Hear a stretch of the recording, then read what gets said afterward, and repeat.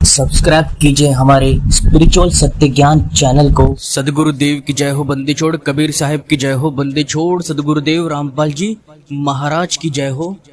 सत साहिब सभी भक्तों को आज हम बात करेंगे रंभदूत पंथी के बारे में। अब ये रंभदूत जो है वो अपने गुरु का अपमान करके गुरुद्रोही बना, क्योंकि इसकी फितरत जो है वो धोखा देना ही है। किसी और का ज्ञान चुरा कर खुद से ही गुरु बनना, ये एक छल कपट अपने गुरु से किया है। उस गद्दी से 10 साल तक ज्ञान लिया और अलग से अपने मत को भी बताया। अब स्वयं देखिए, गुरु कहता है 6 महीने और चेला कहता है 7 दिन। इनके पंथ प्रवर्तक ने तप किया और फिर कबीर साहब राधापति के रूप में उनको मिले। कबीर साहब राधापति के रूप में इनके गुरुओं को मिले, इनके गुरु को मिले। क्या ये सत्य है? नहीं, बिल्कुल सबसे बड़ा झूठ है। ये एक भरम जाल है। आपसे केवल झूठ बोला जा रहा है, क्योंकि नहीं मिले कबीर साहब इनके गुरु को।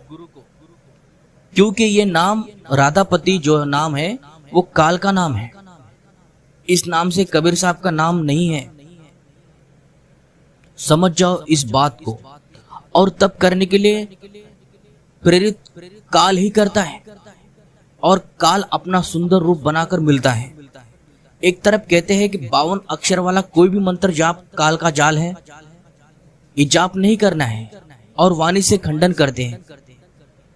भक्तों, राधापति कहो या राधा स्वामी कहो, एक ही बात है। और इस राधापति नाम से कभी किसी युग में परमात्मा किसी को नहीं मिले। ये राधापति एक काल निरंजन का ही नाम है, और यही नाम से संसार जानता है। ये नाम तो संसार में जपे जाते हैं, बोले जाते हैं, इस नाम का उच्चारण किया जाता है। जैसे कबीर परमात्मा सतयुग में सत सुकृत नाम, त्रेता में मुनिंद्र, द्वापर में करुणामय और कलयुग में कबीर, इस नाम से मिले हैं। इनके गुरु जो थे वो कलयुग में ही थे, तो कलयुग का नाम कबीर है, या जिंदा महात्मा के रूप में मिलते हैं परमात्मा। ये बता रहे हैं कि राधापति के रूप में मिले, तो ये झूठा एक मिथ्या भरम है, एक काल का जाल है। ये आपसे केवल झूठ बोलते हैं, आपको धोखा देते हैं। सदगुरु कबीर साहब कहते हैं कि मोको कहाँ ढूंढे रे बंदे, मैं तो तेरे पास में, ना मैं जप में, ना मैं तप में, ना मैं व्रत उपवास में। परमात्मा कबीर साहब कहते हैं कि मैं जाप से नहीं मिलता। जाप अर्थात काल मंत्र का जाप करने से परमात्मा नहीं मिलता, ना तप करने से परमात्मा मिलता है, और ना भूखा रहने से परमात्मा मिलता है। तप साधना जो है वो हठ योग का ही प्रकार है। ये साधना काल की साधना है, काल का ही जाल है। इस भोले जीव को काल मिला और गलत ज्ञान देकर परमात्मा से दूर किया, और कहा कि तुम खुद ही परमात्मा हो, तुम खुद ही सत्पुरुष हो, तुम खुद ही सतनाम हो, तुम खुद ही सात शब्द हो। ये तेरी जीव आत्मा ही परमात्मा है, ये तेरी जीव आत्मा ही शब्द रूप ब्रह्म है।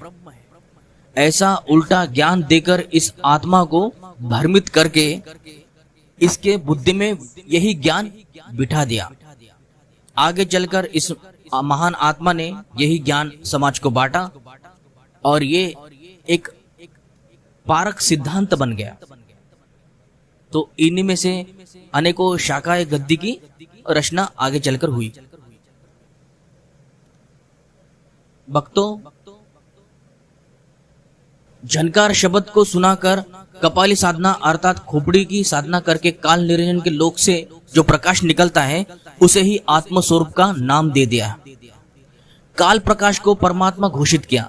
आप ये समझ जाओ, खोपड़ी की साधना तो साधारण ऋषि भी करते हैं। खोपड़ी की साधना संतों ने हजारों लाखों युगों तक की है, जिसके कारण सारे महान आत्मा काल के मुख में समा गए। ये शास्त्र विधि त्याग कर मनमाना आचरण था, मनमुखी साधना थी। मन घड़ंत साधना बनाकर उसको कबीर साहब की साधना कहना ये सर्वथा गलत है। कपाल साधना एक बहुत पहले से ही की जाती है। खोपड़ी पर ध्यान लगाना ये साधना पुरानी साधना है। ये कबीर साहब की साधना नहीं है, ये ऋषियों की साधना है, हठ योग की साधना है। इस साधना को आत्म ब्रह्म की साधना भी कहते हैं। और इसने काल के झनकार शब्द की धुन पकड़कर बेचारे लाखों लोगों को 84 की तैयारी करवा रखी है। इसने झनकार शब्द की धुन पकड़ ली। झनकार शब्द काल का शब्द है, काल का जाल है। लोगों को तो नया मिर्च मसाला चाहिए, वो मिल जाए तो लोग उसे ही स्वीकार कर लेते हैं। लोगों की बुद्धि का स्तर ऐसा घट गया है। अब इन अंधे जीव को कौन समझाए कि खोपड़ी की झनकार धुन की एक काल की साधना है। खोपड़ी की झनकार धुन एक काल की साधना है, और ये साधना तो पिंड में ही करते हैं ऋषि महात्मा। तो पिंड अंड पिंड से बाहर नहीं है। जबकि कबीर साहब ने कहा अंड पिंड ब्रह्मांड से न्यारा देश हमारा है। वो देश खोपड़ी से बाहर है। शरीर में तो केवल 10 ही द्वार है, और ये 7 कमल का शरीर बना हुआ है। इसमें परमात्मा नहीं रहता है। 8वां कमल से पार होकर 9वें कमल में जब ये आत्मा जाती है तो वहां वो सत्पुरुष परमात्मा बैठा है। ये 8वां कमल भंवर गुफा है, और सत्पुरुष का देश तो भंवर गुफा से आगे है। तो ये सब आधा अधूरा ज्ञान लेकर, झूठी बात बताकर, झूठा ज्ञान सुनाकर, झूठा शब्द सुनाकर लोगों को ठग रहा है। तो इससे आप बच के रहो। जितना इस खोपड़ी वाले गुरु से आप दूर रहते हो, उतना ही आपकी इसमें भलाई है। इसमें आपका आत्म कल्याण ही छुपा हुआ है। क्योंकि यह साधना तो संत महात्मा भी आज के समय में भी करते हैं। ये कोई कबीर साहब की साधना नहीं है। साधना है जहाँ पे हम तिलक लगाते हैं वहां का ध्यान करना। और इनके चेले यही कहते हैं कि ये कपाल खोपड़ी पर ही परमात्मा मिलता है, खोपड़ी में परमात्मा मिलता है इनका। ये खोपड़ी में ही इनका सार शब्द लगा हुआ है, अर्थात चमड़ी वाले को चिपक कर बैठा है इनका सार शब्द। हमारे जो शरीर की चमड़ी है उसको इनका ये सार शब्द चिपक के बैठा है। चमड़ी में लगा हुआ शब्द है इनका सार शब्द। और ये खोपड़ी की साधना ये तांत्रिक लोग भी क्या करते हैं, संत महात्मा ऋषि जन भी क्या करते हैं। इसी साधना को हठ योग का ही प्रकार है, हठ योग का ही एक प्रकार कहा जाता है इसी साधना को। तो भक्तों, मूल ज्ञान का दावा करने वाला ये व्यक्ति कितना बड़ा झूठा है, जो अपने गुरु से कपट करके, चतुराई करके मनमुखी गद्दी पर बैठा है। उनके गद्दी पर नहीं, एक अलग से गद्दी की नई रचना करके लाखों लोगों को मूर्ख बनाकर सदगुरु बनकर ज्ञान बांटता है।